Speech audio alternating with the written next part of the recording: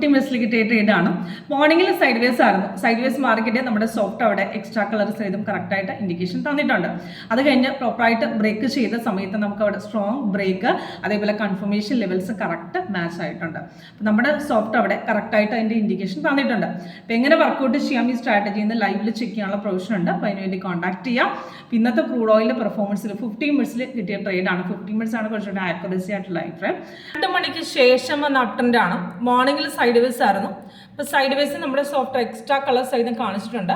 ഇപ്പോൾ സിഗ്നൽസ് വന്ന സമയം മെയിലിൽ കൊടുത്തിട്ടുണ്ട്. അതിൻ്റെ എൻട്രി പോയിന്റ് ഉണ്ട്. ടാർഗറ്റ് താഴെ 3 ടാർഗറ്റ് കൊടുത്തിട്ടുണ്ട്.